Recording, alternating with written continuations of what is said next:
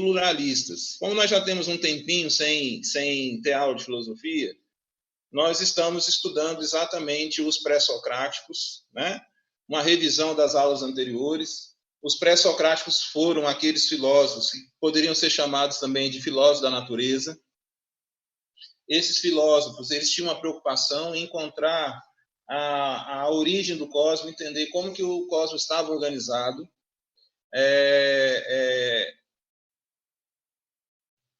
se preocupavam com um elemento, né, primordial que dava origem a todas as coisas, né? Nós temos lá a arquê, tá? Então essa arquê, ela de uma certa maneira era a substância responsável e que daria origem a todo o resto.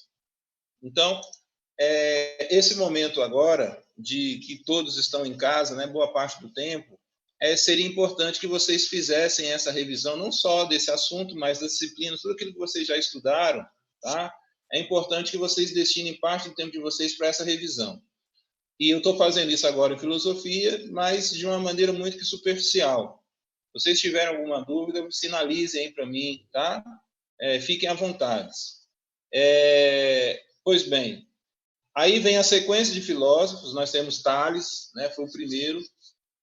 Tales escolheu a água, né, como um elemento primordial. Depois veio Anaximandro, né, e o apeiro, uma substância infinita, ilimitada. Depois nós temos Anaxímenes, que vai trazer a questão do ar. Nós falamos de Heráclito, nós falamos de Parmênides, tá? Então, esse grupo de pensadores, eles têm uma produção bem intensa, tá? Cada um obedecendo, né, a sua linha de raciocínio, e etc, etc.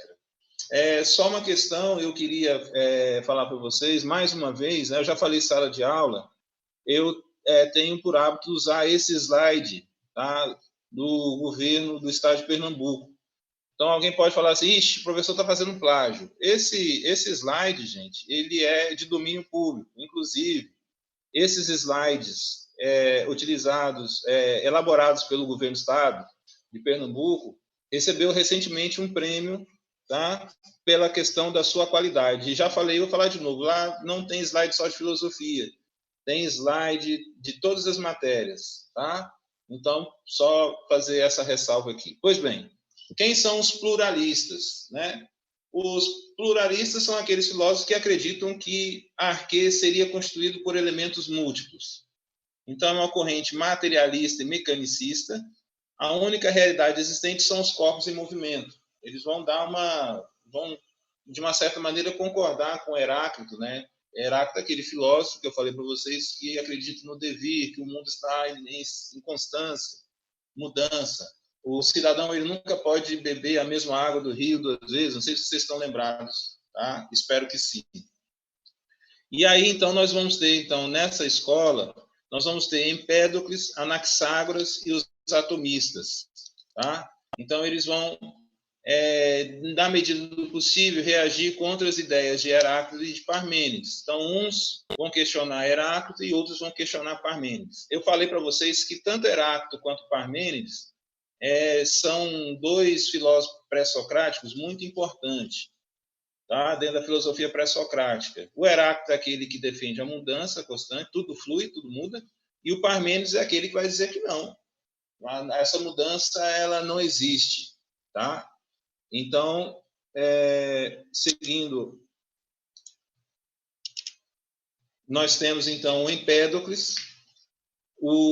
Para Empédocles, por isso que ele é um pluralista, porque ele defende que ele acredita na ideia de que nós temos mais de uma substância, e para Empédocles, a arquê, o que daria origem a todo o universo, seria os 4 elementos, tá?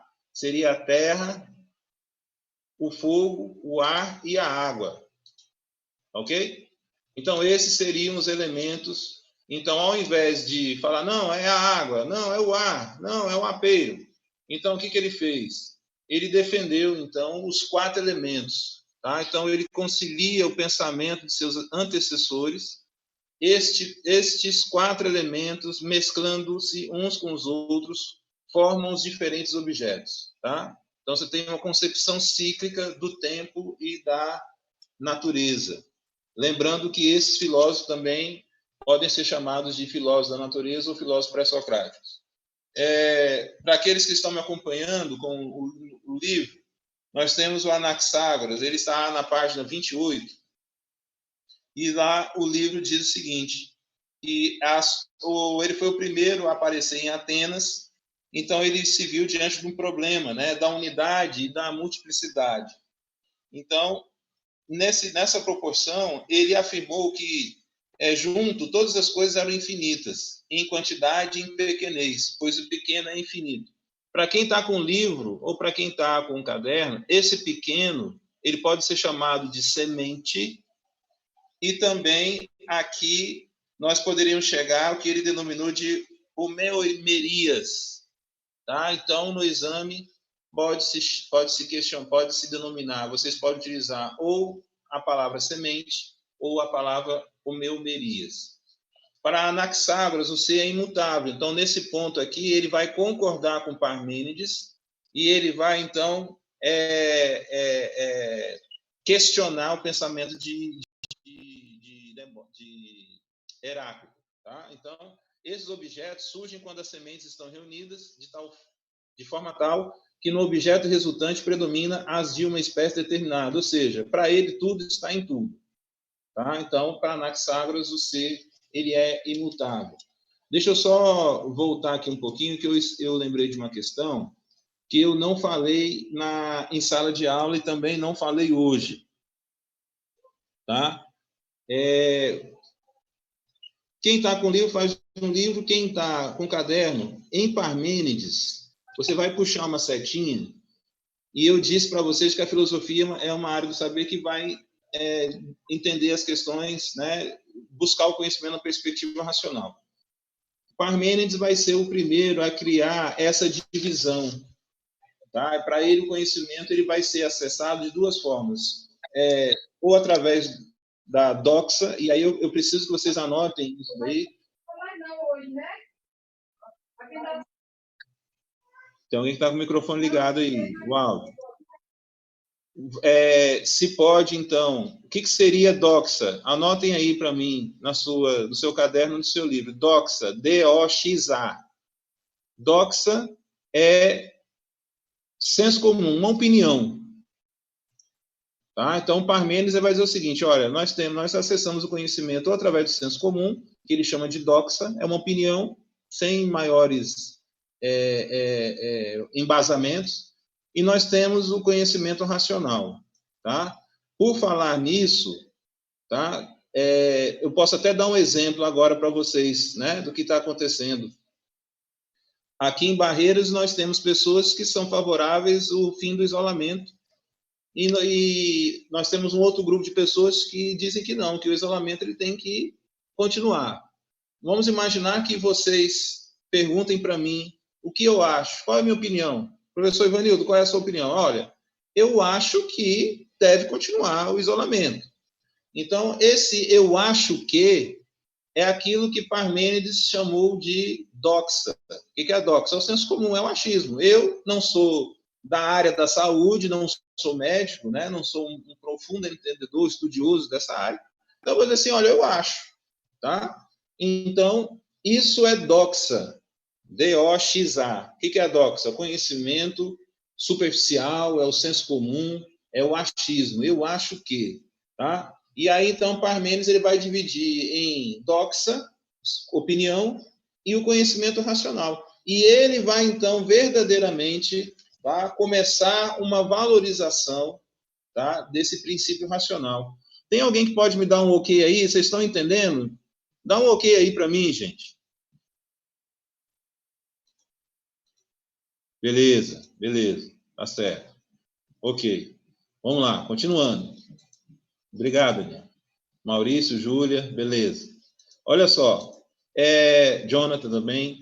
Depois, nós vamos ter, então, Empédocles, os 4 elementos, tá? Ele vai falar assim, ó, vamos parar com essa discussão aí, não é somente o ar, não é somente o fogo, não é somente a água, não é somente a terra. O que ele fez? Ele, ó, os 4 elementos. ok? Então, para Empédocles, os 4 elementos seriam arquê. Anaxágoras é a semente, tá? E o Leucipo e o Demócrito, eles vão fundar uma escola chamada atomistas, tá? Então, eles desenvolveram a partir da filosofia de Empédocles, e para eles, tá? Há um número infinito de unidades invisíveis. O que seriam essas unidades indivisíveis? É o que eles chamaram de átomos. Então, para os atomistas, tanto para Leucipo como para Demócrito, a arquê vai ser, então, a origem de todo o cosmos, de todo o universo. Ok, primeira série? Então, os átomos eles vão constituir, tá? Tudo começa pelos átomos. Então, vai dizer, se diferem em tamanho e forma, mas são idênticos entre si, têm as mesmas características, né, que o ser de Parmênides, tá? Inclusive, lá o objeto, né, o arquê para Parmênides, eu pensei que alguém fosse perguntar, arquê para Parmênides seria o ser, tá? E esse ser é a sua condição de existência. Por isso que ele diz que o ser é aquilo que não é e o não ser é aquilo que não é. Ok? Não tem nenhuma qualidade, exceto a de serem sólidos e impenetráveis. Infinitos em seu número, agitam-se no vazio ao acaso. Quais são as conclusões que nós podemos, então, tirar disso aqui? Tá? Eu falo disso daqui, eu estou falando, naturalmente, da filosofia pré-socrática, dos pré-socráticos. Qual é o tema central? A natureza. Quem está anotando poderia também colocar aqui, tá? A cosmologia. Então, esses filósofos pré-socráticos, tá? O tema central é a natureza e a cosmologia. O que é a cosmologia? É o estudo da origem do cosmos e a sua organização. Como que esse cosmos está organizado? Então, nós temos, então, um grupo de monistas, então é um grupo de pessoas que defendem que a origem estaria relacionada a uma única substância. Então, nós temos os jônicos, tá? Os jônios e Parmênides. Quem são os físicos jônios? Quem são os filósofos jônios? Tales, Anaxímenes e Anaximandro, tá? Então, o que seria o monismo? É acreditar que essa origem viria através de uma única substância. No caso de Tales, é somente a água. No caso de Tales, é somente a água. Anaximandro é somente o apeiron. E Anaxímenes é somente o ar. E o Parmênides, tá? Para quem quiser anotar aí, arquê para Parmênides é o ser.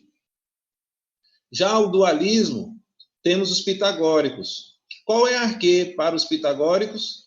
Né? Para Pitágoras, Filolau, que eu disse que vocês, né, não precisaria estudar. Então, são os números. Enquanto que para o pluralismo, essa arquê seria constituída de substâncias múltiplas, não só uma única substância. Então, no caso do Empédocles, são 4 substâncias. Tá? Então, Anaxágoras e Demócrito da mesma linha. É uma substância múltipla. Pluralismo vem de plural. Tá? Então, essa questão do conhecimento começa-se a levantar a distinção entre verdade e aparência. Chama a atenção de vocês para isso. Razão e sentidos. Razão e emoção. Tá? Então, aquela questão que eu vou voltar no exemplo do Covid-19. Olha, eu acho que deve continuar o isolamento, a minha opinião, pelo menos nesse momento. Tá? Mas perceba, eu estou trabalhando com uma perspectiva de sentimento, é aquilo que eu sinto. Tá? Agora, se eu tivesse um procedimento racional, uma reflexão, um estudo mais profundo, aí sim eu sairia dos sentidos e iria para o processo racional. Tá? Pessoal, eu posso passar para frente? Me dá um ok aí para mim, por favor. Alguém tem alguma dúvida? Alguém tem alguma dúvida? Beleza, Jonas? Maurício? Tainá, Daniela? Ok. Então, eu vou passar para frente. Eu vou disponibilizar esse slide para vocês. Aqui nós temos um resumo de todo o período pré-socrático. Tá? Todo o período pré-socrático, que vai do século 7 ao 5 a.C. Olha só. Estão lembrados que eu falei para vocês, tá? Que o período pré-socrático está dividido em escolas. Então, escola jônica, pitagórica, eleata e a escola da pluralidade. Aqui tem a característica, né? Então, aqui na escola jônica, por exemplo, nós temos Tales, aqui faltou um R, tá? Não é Anaximandro, não, é Anaximandro. Então, Tales, Anaximandro, Anaxímenes. Pitagóricos, números. Pitágoras. Eu até hoje eu não vi nenhuma questão do Enem abordando Filolau, tá? Então, nessa escola aqui, inclusive, que leva o nome, né, do seu principal expoente. A escola eleata, reflexões sobre o mundo, tá? O Enem e o PAS, eles gostam bastante de explorar Parmênides e Heráclito. Já fiz essa observação para vocês. O Zenão um pouquinho menos. E a escola, tá, da pluralidade, onde a característica é o movimento. Então, nós temos Empédocles, Anaxágoras e os atomistas, né? Leucipo e Demócrito. Então, esses pensadores pré-socráticos, né? Eu estou finalizando esse assunto, esses pensadores pré-socráticos, que também podem ser chamados de filósofos da natureza ou filósofos da physis, eles vão ter uma produção intensa, tá? E aqui, ó, eu tenho, então, o resumo de todo esse período. O nome das escolas, né, o seu pensamento principal, o nome dos pensadores. Quando vocês estiverem revisando esse assunto, então, procurem esquematizar de tal forma que, quando você for fazer a revisão, você não precise estudar tudo novamente. Você vai estudar através de mapas conceituais, resumos, e etc, etc. Ok, primeira série? Tudo certinho aí? Sinalizem para mim.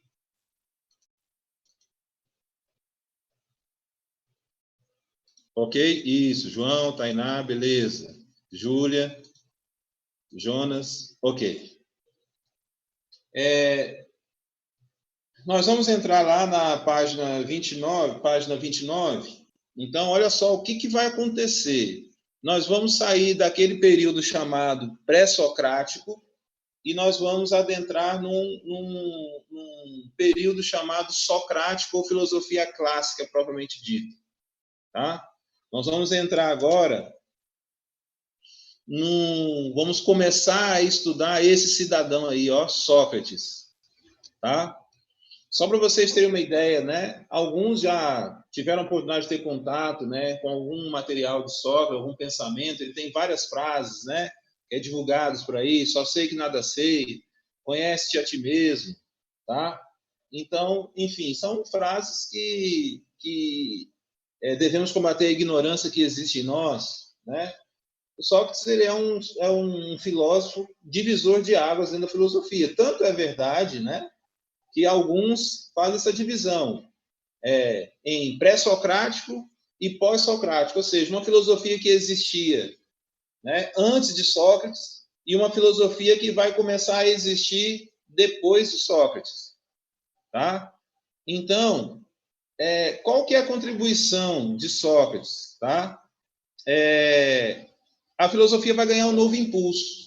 Eu coloquei SS aqui, tá? Esse S é de Sócrates e o outro S é de sofistas. Nós vamos começar a estudar os sofistas também. Por quê? Os sofistas é um grupo de pensadores que são contemporâneos de Sócrates. Galera, por que Sócrates ele é extremamente importante na filosofia? Olha só. Vou voltar aqui, olha só. Olha como é que a produção pré-socrática foi intensa. Todos esses pré-socráticos tinham uma única preocupação. Era com a cosmologia e a arquê, essa substância, estaria na natureza. Ou seja, todos esses filósofos aqui, pré-socráticos, vão se preocupar com a cosmologia, com a origem, né, do cosmos, do universo, como que ele estaria organizado, e também ele iria estudar a questão como que se daria a relação entre o homem e a natureza. O que o Sócrates vai fazer? Em linhas gerais, ele vai, né, trazer um novo pensamento para a filosofia, que aí na página 29 ele vai chamar de virada humanística. Tá? Por que Sócrates ele é importante? Porque ele vai falar assim, ó, ele vai ter como, né, eu vou representar aqui, ele vai virar para os pré-socráticos, vai falar assim, galera, tá muito bom, tá beleza, gostei, mas é o seguinte, agora nós precisamos dar um outro enfoque para a filosofia. Qual é o enfoque que ele vai trazer agora? Ele vai trazer a necessidade de não mais colocar a natureza e arquê, né, como ponto central, mas aqui, a política e o ser humano. O Sócrates foi um filósofo racionalista, extremamente racionalista, e ele vai dizer o seguinte, olha, beleza, já entendemos, já começamos, já temos muito material, né? Ao tanto que esse pessoal, a quantidade de filósofos pré-socráticos, né? Ao tanto que nós produzimos, beleza, gostei disso. Só que agora nós precisamos levar para uma outra área. Qual é a área? É a área da política e o ser humano.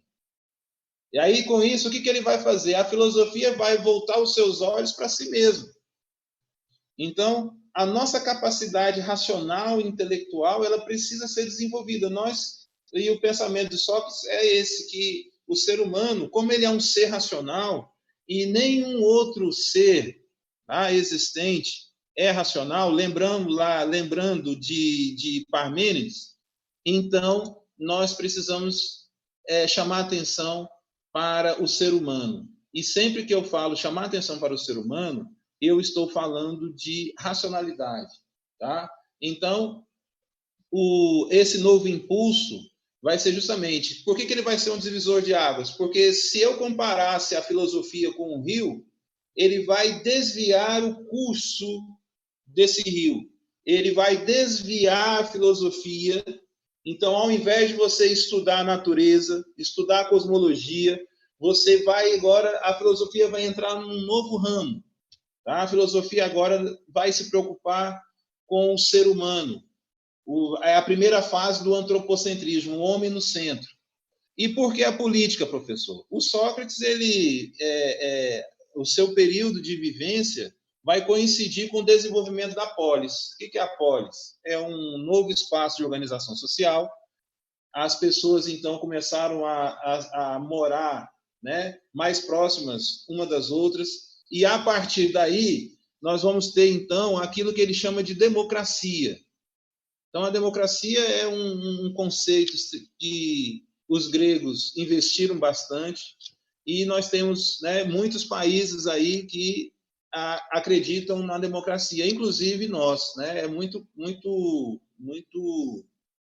comum as pessoas sempre falar, olha, porque a democracia é importante, a democracia, nós não podemos perder, né, a democracia de vista, tá? Então, essas pessoas são pessoas que concordaram com o Sócrates. Lembrando que nem todo mundo vai defender, ou pelo menos achar que a democracia é 100%, né?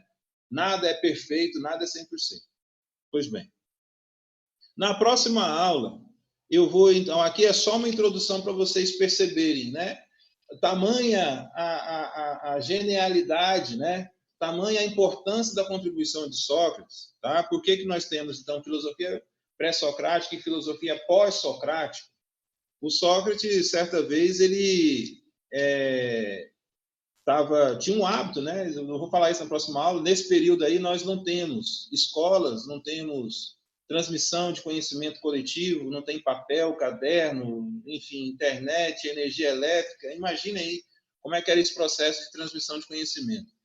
E aí, então, ele vai começar num processo que vai defender, né, o desenvolvimento intelectual. E numa dessas perambulações por aí, alguém parou ele e falou assim, olha, seu Sócrates, eu fiquei sabendo lá no oráculo de Delfos que você foi considerado o homem mais inteligente do nosso tempo. O que você tem a nos dizer? E aí surge, então, aquela famosa frase, né? É o só sei que nada sei. O que significa essa frase, só sei que nada sei, né? Quando ele responde, ele justifica. Olha, isso para mim não quer dizer nada, esse negócio mais inteligente, menos inteligente, para mim, isso não quer dizer nada. O que eu sei realmente? Que eu nada sei. Quanto mais eu estudo, mais eu descubro, né, a ignorância que existe em nós. E aí, ele vai trazer uma questão crucial. Ele vai dizer que, na verdade, um dos pilares, né, do pensamento socrático, ele vai defender com muita veemência o combate da ignorância que existe em nós. Nós precisamos combater todos os dias a ignorância que existe em nós. Como é que a gente combate a ignorância que existe em nós? Buscando conhecimento, estudando, buscando informações de tal forma que essas informações elas irão se transformar em conhecimento. Então, o Sócrates ele vai dizer que o primeiro passo para a busca do conhecimento é reconhecer a ignorância que existe em cada um de nós. E aí vai, então, casar, né? O ano passado, quando você estava no nono ano, eu dizia, olha, a filosofia é a busca pelo conhecimento. Então, o Sócrates vai dizer o seguinte, beleza, é importante buscar o conhecimento, mas você precisa dar o primeiro passo. E o primeiro passo é você descobrir que nós somos ignorantes. Se a gente não entender, né, não reconhecer essa ignorância, dificilmente nós vamos dar o primeiro passo. Está faltando 5 minutos para terminar a aula. Eu gostaria de perguntar para vocês se alguém tem alguma colocação, se alguém tem alguma dúvida, podem me chamar aí. Tudo certinho, gente? Tudo ok? Sinalizem aí para mim, por favor, então. Beleza. Tainá. Beleza. Maurício, Júlia. Ok. Então, o que nós vamos fazer na próxima aula? Nós vamos, então, dar continuidade a esse pensamento socrático. Mas eu gostaria também, tá, que vocês pudessem fazer um esquema, um mapa conceitual que ficasse mais fácil para vocês, com relação a... Deixa eu voltar aqui. Com relação aos pensadores, tá? Aqui, ó, tá? Se vocês pudessem, né? Vocês podem e devem fazer um esquema, um mapa conceitual com esses pensadores aqui, tá? Então, qual é a escola que ele faz parte? Qual é a substância? Né? Qual é a arquê? Tá certo? Então, é isso que eu tenho para vocês hoje. Alguém tem alguma colocação para fazer, gente? Nós já estamos finalizando a aula. Alguma pergunta?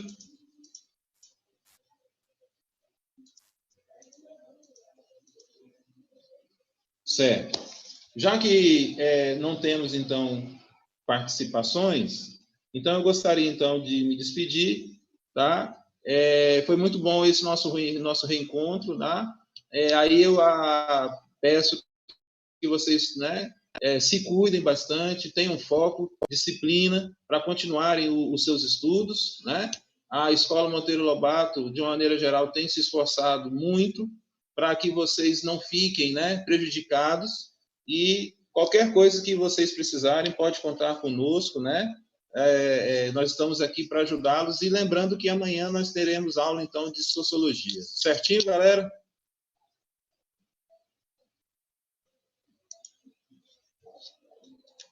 Ok. Então